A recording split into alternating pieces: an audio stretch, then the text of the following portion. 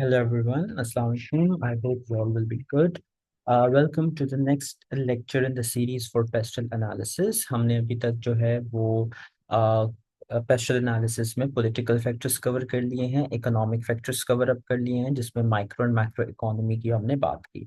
अब हम थर्ड बात कर और हमने लीगल फैक्टर्स भी, सॉरी आई फॉरगॉट, कवर कर लिए हैं। ठीक है। अब जो हम फोर्थ चीज या फोर्थ फैक्टर की बात करेंगे, that is your social factors, जिनको डेमोग्राफिक फैक्टर्स भी कहा जाता है। ठीक है। सोशल फैक्टर्स या demographic factors, let me right first.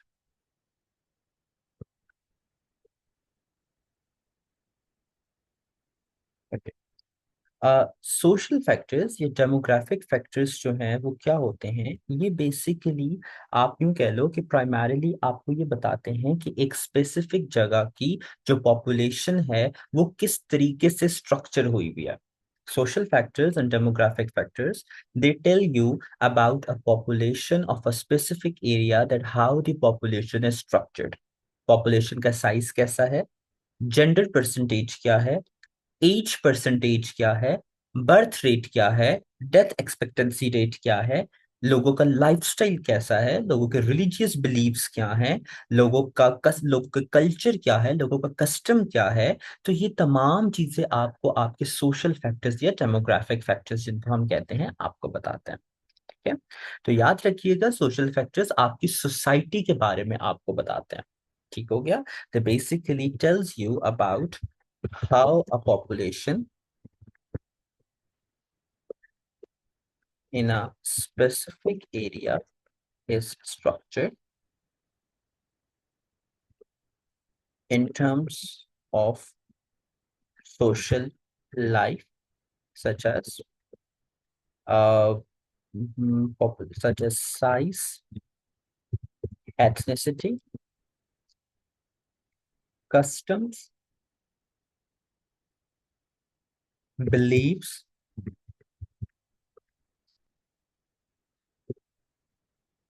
then we can write composition, etc. Right. So आपके जो सोशल या डेमोग्राफिक फैक्टर्स हैं वो आपको बेसिकली ये बताते हैं कि एक जगह की पॉपुलेशन जो है उस वो किस तरीके से स्ट्रक्चर है, या उस वो पॉपुलेशन बेसिकली बनी कैसे है। राइट। उसमें कितने लोग हैं, लड़के ज्यादा हैं, लड़कियां ज्यादा हैं, एज फैक्टर क्या है। अब फिर इसके अलावा उनकी लाइफस्टाइल कैसा है, उनका उनकी इनकम्स कैसी हैं, उनके कल्चर कैसा है, ट्रेडिशंस कैसे हैं, रस्म रिवाज। ठीक है। ये तमाम चीजें आपको आपके सोशल फैक्टर्स बताएंगे।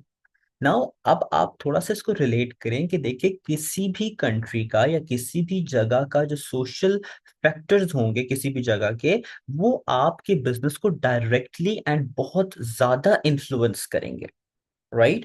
What does this mean? This means कि whenever your business wants to get established in a specific area, तो उस business को उस एरिया के हिसाब से अपनी बिजनेस एक्टिविटी को जो है वो मोल्ड करना होगा। मैं आपको बहुत बेसिक एग्जांपल देता हूँ। पाकिस्तान में you can not open a pork business. आप जो है पोर्क बिजनेस पाकिस्तान में ओपन नहीं कर सकते। Why? Because pork is is forbidden in Islam, हराम है हमारे हमारे रिलीजन में। राइट। सिमिलरली आप इंडिया में you can not openly be a butcher. Okay, although there are, but आप ओपनली इतना जो है वो, still there are restrictions over there. Right. So कहने का मतलब सिर्फ ये है कि whenever you are going to establish a business, तो आपको ये देखना होगा कि आपका बिजनेस है किस चीज का, और वो कंट्री कौन सी है। राइट। सो अब फॉर एग्जांपल देखें, अब बहुत सी ऐसी कंट्रीज हैं, अब I am not sure exactly the name. अब अभी तुर्कमानिस्तान और Tajikistan, I am not sure about the country, but they recently passed a bill. वहां पर उन्होंने जो मुस्लिम अटायर है फीमेल्स का, जो हिजाब है, उसको बैन कर दिया। Right. So a business that specialises इन हिजाब सेलिंग, वहां पर वो बिजनेस नहीं चल सकता। राइट। सो सिर्फ आपको समझाने के लिए ये बात याद रखिएगा कि जो सोशल फैक्टर्स होते हैं, लोगों का रहन सहन, लोगों के बिलीव्स, लोगों का जो लाइफ स्टाइल है, वो आपके बिजनेस को बहुत ज्यादा अफेक्ट करता है। ठीक है। फॉर इंस्टेंस देखें, मैं आपको यूं समझा देता हूं कि अगर एक कंट्री है, पाकिस्तान में आपको पता है यूथ बहुत ज्यादा है माशाल्लाह से, यंग यंग लड़के लड़कियां बहुत ज्यादा है, जवान खून बहुत है हमारे मुल्क में, राइट।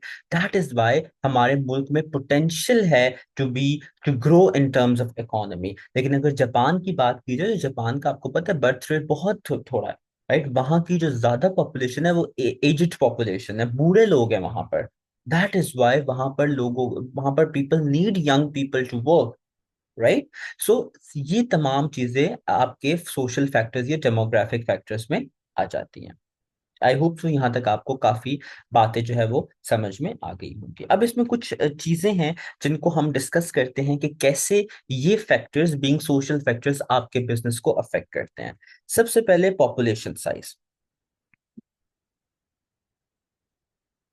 तो अगर मेरी लाइक टाइपिंग में कभी मिस्टेक हो जाए तो don't make fun of that.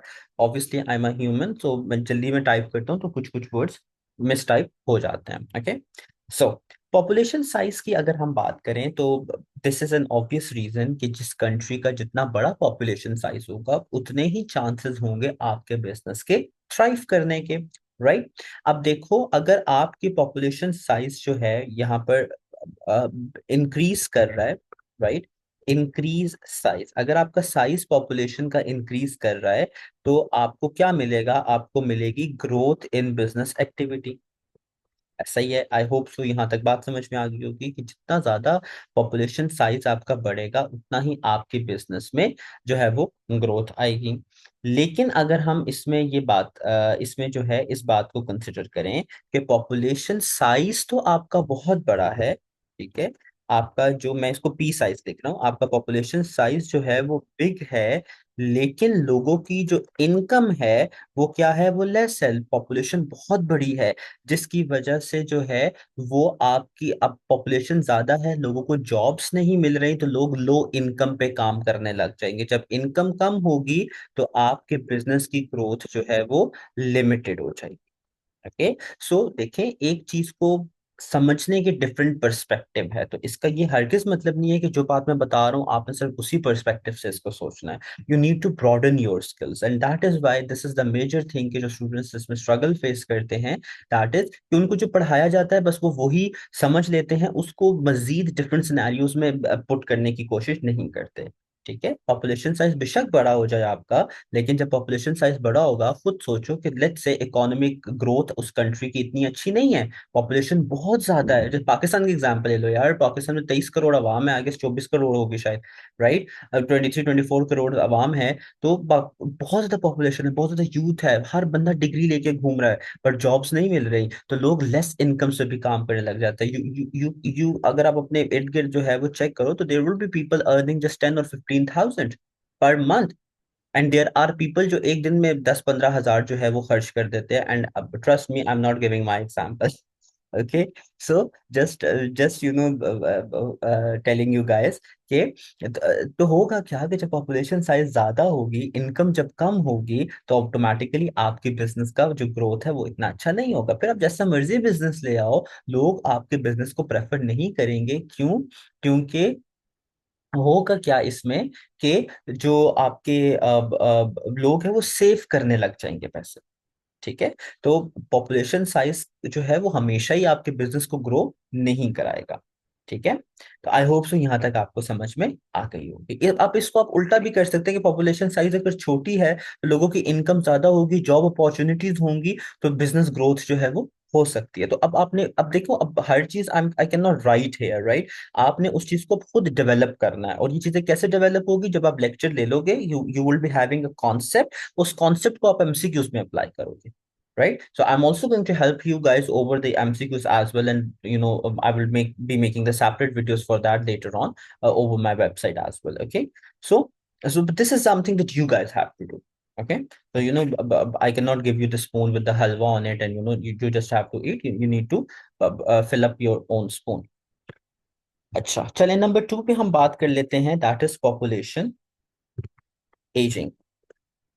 अब आई गेस ये मैंने अभी आपको थोड़ी देर पहले ही बात बता दी थी।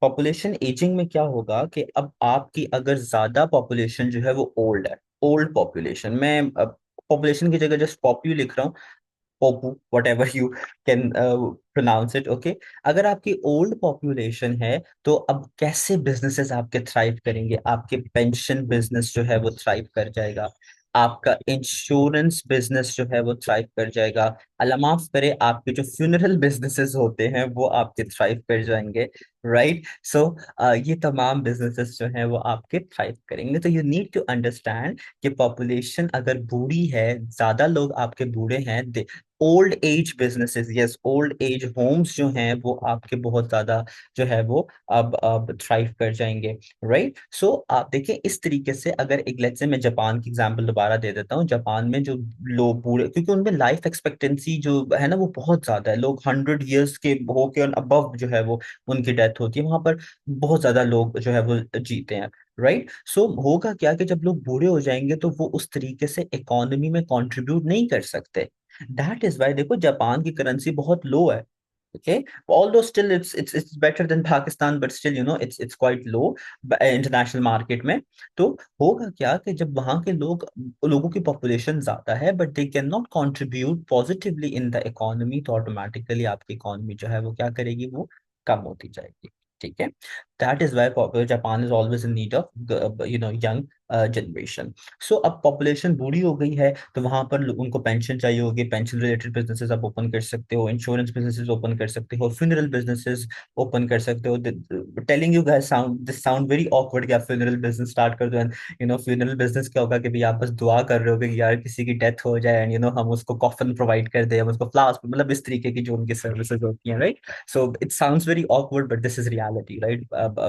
अब्रॉड में ऐसा ही होता है। अब फॉर एग्जाम्पल अगर पाकिस्तान में कोई जो है शख्स है और वो कफन की दुकान खोल के बैठ जाए, तो ऑब्वियसली वो कभी ना कभी तो वो ये सोचेगा कि काश किसी की डेथ हो जाए, मेरा कफन बन जाए। तो god forbid, but this was just take it as a humour.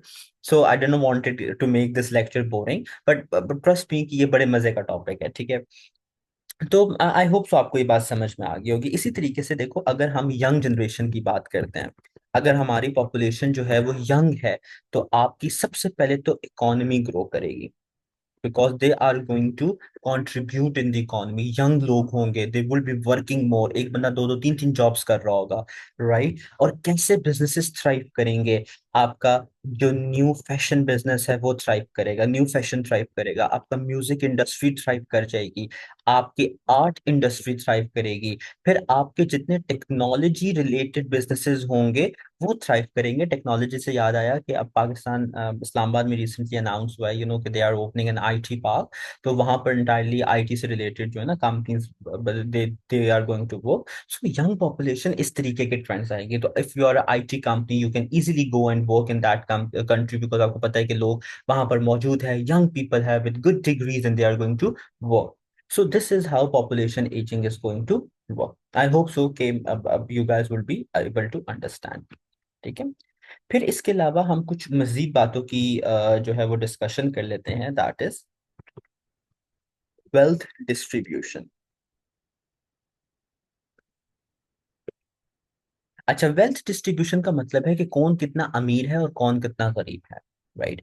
अब अगर पाकिस्तान में हम बात की जाए ना, तो पाकिस्तान में wealth distribution, I will not से कि वो अनइवन है, बट वो फ्लैट भी नहीं है, हर बंदा इक्वल लेवल पर नहीं है, ठीक है? You will see middle class and upper middle class families Pakistan में बहुत ज्यादा है, बहुत ज्यादा है। लेकिन अगर इंडिया की बात करूं तो वहां पर दो ही कैटेगरीज है, या तो लोग बहुत अमीर है या तो लोग बहुत गरीब है, ठीक है? इफ यू गाइस नो, जो मुकेश अंबानी है वो जिस जगह रहता है उसके बिल्कुल बैक साइड पे देयर इज स्लम्प। मुंबई का स्लम्प है वहां पर, स्लम का मीन्स जहाँ पर लोग जो है ना बहुत कंजेस्टेड एरियाज में रहते हैं, राइट? और वो एशिया का one of the biggest slump है, because I was just watching a video another day, और उसमें बता रहे थे कि जो वहाँ का सेकंड लार्जेस्ट पर्सन है, Adani, Adani group of companies, they wanted to convert this slump into an $11 billion project, और वहां पर they are going to make buildings and all that. और वो रिपोर्ट कर रहे थे कि 11 बिलियन जो है या 12 बिलियन आई गेस खर्चा आएगा, and they are going going to make 15 billion जो है वो नेट रेवेन्यू कमाएंगे, जिसमें ऑलमोस्ट 3-4 बिलियन का उनको प्रॉफिट होगा। So just telling you guys, wealth distribution में क्या होता है कि कितना अमीर लोगों का पोर्शन है और कितना जो है वो गरीब लोगों का पोर्शन है। ठीक है, तो देखो, अगर आप एक लग्जरी आइटम बेच रहे हो तो आप एक ऐसे कंट्री में बेचोगे जहां पर मैक्सिमम पॉपुलेशन अमीर होगी, right? So wealth distribution means how much is rich portion and how much is the poor portion, and how much is poor portion. Okay, so I hope so आपको wealth distribution समझ में आ गई होगी। फिर इसके अलावा जो नंबर फोर्थ हम बात करते हैं सोशल फैक्टर्स में, दैट इज अर्बनाइजेशन।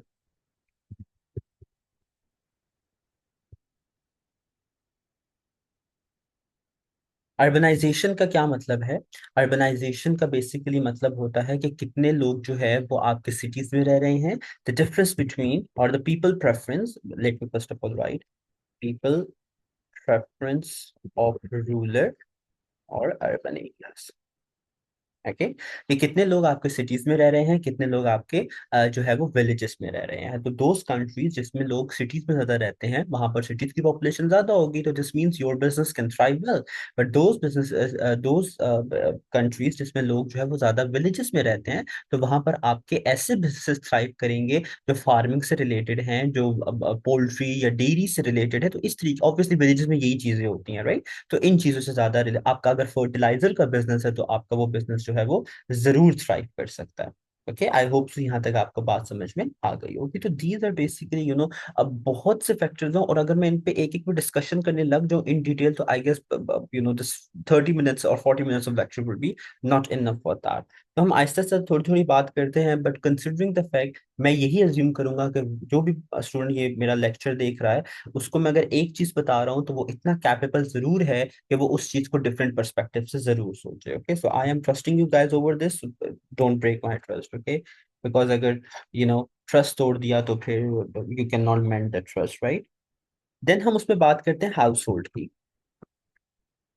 अच्छा जी, हाउस होल्ड जो है इसको आप किस तरीके से डिफाइन करेंगे? इसको आप डिफाइन करेंगे हाउस होल्ड को कि वहां पर जो है ना, लोगों का रहन सहन किस तरह है। फैमिली ओरिएंटेड कंपनी है, कंट्री है, फैमिली ओरिएंटेड, और अब हम इसको अब क्या नाम देंगे? और people prefer to live independent, और हाँ, नाम याद आ गया, फैमिली ओरिएंटेड और इंडिपेंडेंट ओरिएंटेड।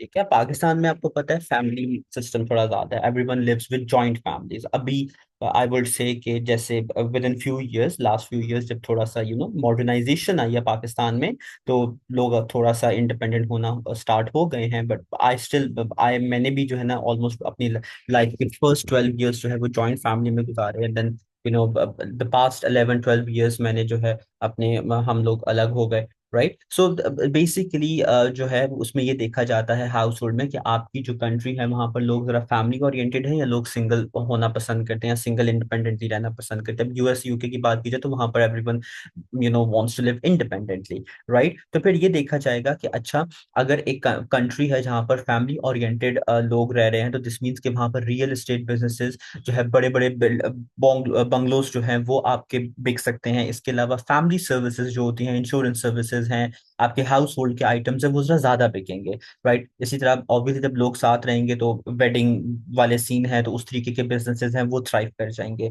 इंडिपेंडेंट लिविंग में लोग जो है वो हमेशा जो है वो नेसेसिटीज की तरफ, और हमेशा जो है वो सिंप्लिसिटी की तरफ जाता है, तो वहां पर फ्लैट्स वगैरह जो है वो वाला बिजनेस जरा ज्यादा थ्राइव कर जाएगा। ठीक है, आई होप सो यहाँ तक आपको बात समझ में आ गई होगी। अच्छा, फिर इसके अलावा नंबर 6 हमारे पास इसमें एक बड़ा इंपॉर्टेंट कॉन्सेप्ट है, that is social mobility. Social mobility का क्या मतलब है? सोशल मोबिलिटी का बेसिकली मतलब होता है कि कितना जल्दी या कितना इजीली एक इंसान जो है वो अपने आप को इकोनॉमिकली डेवलप कर सकता है और अपनी इनकम को शिफ्ट कर सकता है। अगर एक कंट्री है जहां पर लोग बस एक जगह लग गए जॉब के लिए, तो बस वहीं पर सारी जिंदगी जो है ना वो गुजारनी है, तो that country is not socially mobile. Okay, वो उसमें सोशल मोबिलिटी नहीं है कि the extent of how people how easily people can do career and income shifts. ठीक है, कितना जल्दी इंसान या आपके जो लोग हैं वो करियर या इनकम शिफ्ट कर सकते हैं. सो ऑलवेज रिमेंबर गाइस कि यूरोप में ना करियर फोकस लोग कम होते हैं. They always do career shift. That is why उनको जो भी काम मिलता है they always do that. But हमारे यहाँ पर क्या है कि भाई करियर है तो भाई करियर है, डॉक्टर डॉक्टर ही करेगा, no doubt that is true. But still you should be diverse, you should be open to mobility, right. So mobility का मतलब होता है मूवमेंट बेसिकली. ठीक है, कि कितना जल्दी लोग मूवमेंट करते हैं. तो I was just talking to a friend, अब आई होप वो मेरी ये वीडियो ना देख ले. तो ही वाज जस्ट सेइंग कि उसकी जो मदर हैं वो she is been serving at a government position for 21 years and now अब उनकी पोस्टिंग हो रही है and she don't want that posting. अब सो दैट बेसिकली शोज कि हमारे यहाँ के लोगों को जो मोबिलिटी है, जो जो ट्रांसफर्स है वो पसंद नहीं है. राइट, कि इंसान एक जगह बस काम, हम अपने कंफर्ट जोन में रहना चाहते हैं. राइट, हमें बस एक हम कहते हैं ठीक है हमें जॉब मिल गई, हमारे पैसे आ रहे हैं महीने के, गुजारा हो रहा है, that is all, we will not work for the betterment. This is social mobility. ठीक है, सो रिमेंबर कि जिस जिन कंट्रीज में सोशल मोबिलिटी होती है वो कंट्रीज जो है वो बहुत अच्छा चलते हैं. देन उसके बाद जो है हम इसमें एक और बात करते हैं and that is immigration and immigration की. नंबर 7, इमिग्रेशन या इमिग्रेशन. अब दो वर्ड्स का क्या मतलब होता है. इमिग्रेशन मींस कि आप मुल्क से बाहर जा रहे हो, इमिग्रेशन मींस आपके मुल्क में लोग आ रहे हैं, राइट. सो इस एक्सटेंट को भी देखा जाता है कि आया आपके मुल्क में लोग आ रहे हैं या आपके मुल्क में लोग जा रहे हैं. ठीक है, सॉरी, आपके मुल्क से लोग जा रहे हैं या आपके मुल्क में लोग आ रहे हैं, तो इस चीज को भी देखा जाएगा. एंड लाइक टूरिस्ट बिजनेसेस जो हैं, पाकिस्तान अब recently it's very good tourist spot as well. Recent years में, पहले नहीं था ऑब्वियसली इतना. तो अब ये देखा जाएगा कि अच्छा अगर आपका कंट्री ऐसा है जो टूरिज्म पे है. अब यू गाइस ऑल नो कि दुबई की मैक्सिमम कंट्री जो है वो टूरिज्म पे चलती है. नो डाउट रियल एस्टेट भी है वहां पर, but tourism is also thriving there, right. So फिर वहां पर ऐसे बिजनेसेस जो टूरिज्म फैसिलिटीज प्रोवाइड करते हैं, वहां पर रेस्टोरेंट्स, होटल्स, इस तरीके के बिजनेस जो है वो ज्यादा थ्राइव कर सकते हैं, राइट. आई होप सो आप लोगों को समझ में आ गया होगा कि कैसे एक कंपनी को, कैसे आपके बिजनेस को एक कंट्री के सोशल फैक्टर्स या डेमोग्राफिक फैक्टर्स वो अफेक्ट कर सकते हैं. This was all for the social and demographic factors. I hope आपको समझ में आया होगा. It was a very small topic. ठीक है, and this is the only lecture for this. हम इंशाल्लाह नेक्स्ट लेक्चर में we are going to discuss about the next factors. So until then, take care guys and have a good day. Allah Hafiz.